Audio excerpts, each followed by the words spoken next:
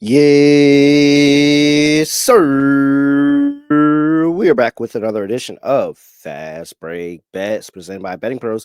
You know me, you know the voice, you know the guy. It's me, really real, villain real. Terrell from Jr. here at your service.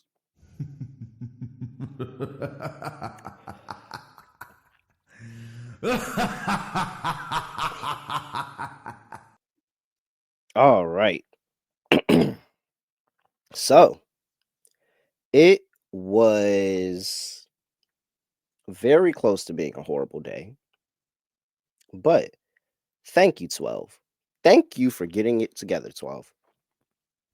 Because I was very, very nervous for a second.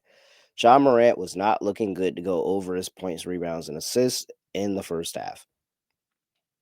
And then he just caught fire in the second half. And I mean, he really, really, really needed to. And it ultimately didn't help because Memphis blew the game and the cover. Really glad I didn't bet that. But nonetheless, 12 did what he was supposed to do. Over 31 and a half points, rebounds, and assists. Check. But prior to that, my heart was broken because the Indiana Pacers, who I'm going to rant about later on in this episode, they acted like they couldn't do anything right in the first half. Couldn't score the basketball. They are already getting killed by the Toronto Raptors, and they just decide that they didn't want to pick up the scoring into the second half. Nonetheless, the total falls at 233. You know what? It is what it is. It is what it is. It's fine because look, I'm gonna tell you about Indiana.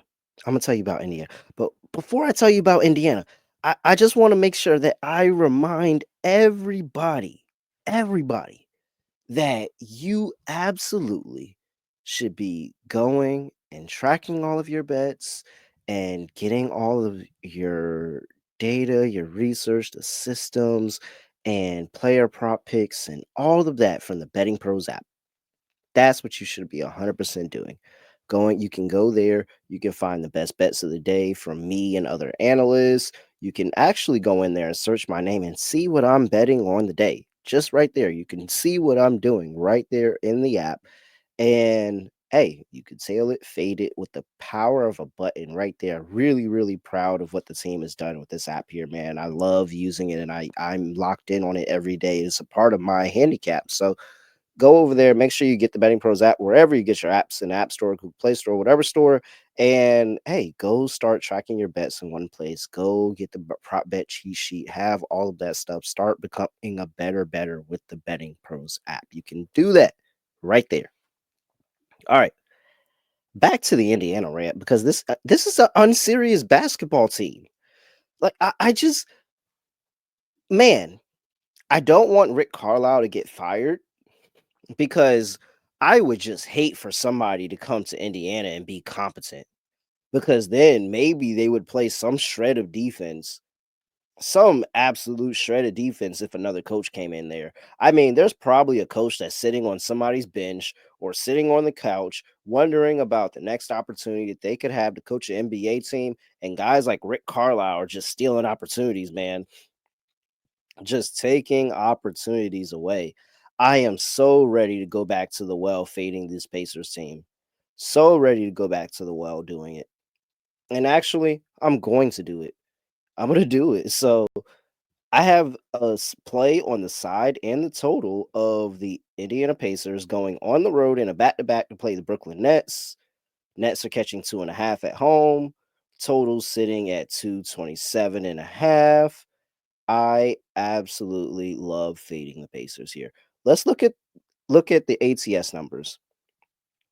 Every single ATS number I can tell you or I can give you is going to be a fade of the Indiana Pacers.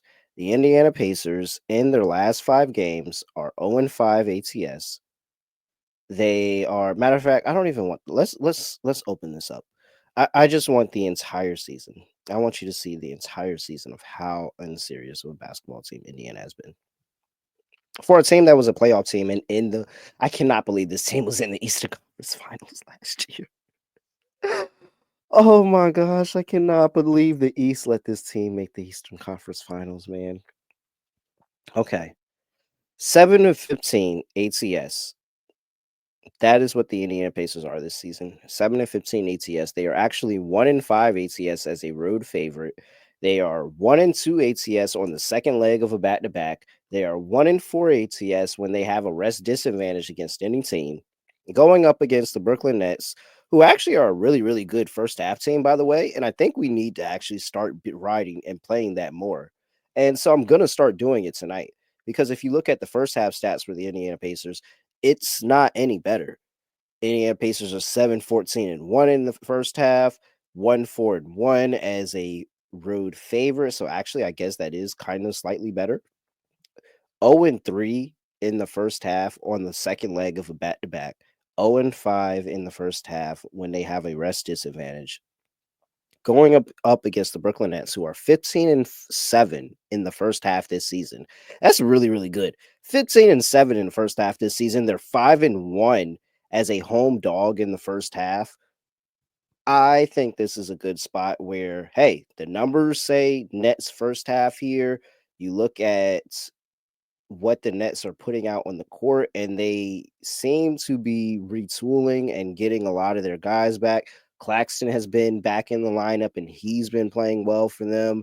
They have Ben Simmons coming back, who, hey, he gives them another layer defensively, and he helps initiate the offense. He may not go out there and try to score the bucket at all, but he's going to help put other people in the best situation to succeed. So they also they have a questionable tab on Dorian Finney-Smith and Cam Johnson.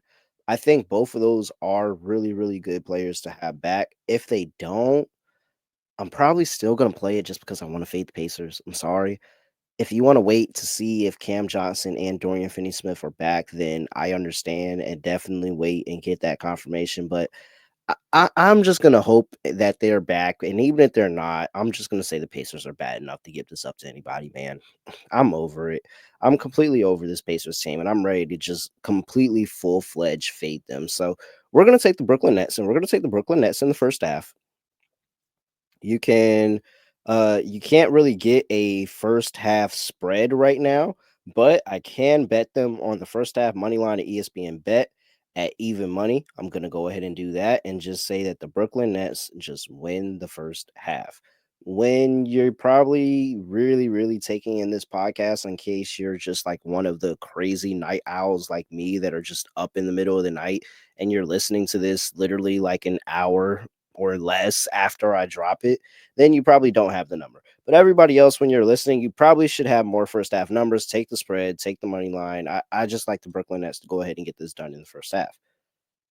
I'm also going to play the full game over because I'm still fading Indiana. They're a bad basketball team. They're horrible defensively, and the Brooklyn Nets aren't any better defensively. These two teams are actually pretty bad. Indiana's 27th in opponents' points per game. The Brooklyn Nets are 20th. The Brooklyn Nets are 25th in defensive rating. The Indiana Pacers are 27th. I'm going to continue to fade that again. So there we go. Over 227 and a half. I think points are going to be scored. And hey, if we had gotten a number of 227 and a half in the game against the Raptors, we would have hit. So I just think that is going to happen again. So those are two plays there. I do have one more play that I want to give you. I know I'm giving a lot of bets out today, but it was just in my soul because I get to fade two teams that are bad defensively, and I love to keep fading them because the Atlanta Hawks are on the road going to play the Milwaukee Bucks. Hawks are catching 4.5. Total is at 236 and a half. And you know what? Let's just take the Atlanta Hawks out of this equation at all. Don't even worry about them. Give me the Milwaukee Bucks team total over 119 and a half because scoring 120 on the Hawks is like taking candy from a baby. And I think that the books have it misconstrued with the past three games that the Atlanta Hawks have been on. But I'm perfectly fine fading the Atlanta Hawks when I guess they are assuming they play some kind of defense. I think that's the assumption. I have no idea why they have this total only at 119 and a half for the Milwaukee Bucks. Because, yes, they only gave up 112 to New Orleans, who is battling injuries, has offensive problems. They gave up 104 to the Hawks. Not the Hawks, I'm sorry, to the Hornets. They are the Hawks. They gave up 104 to the Hornets. who have injury problems and struggling on offense right now.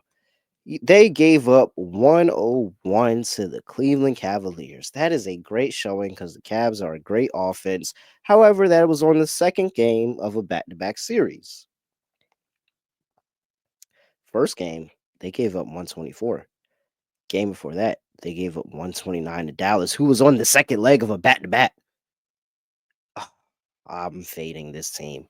I'm absolutely fading this team when they had 3 good games of holding teams under their team total. I'm 100% fine fading this team with a Milwaukee Bucks team who's been on fire offensively, by the way.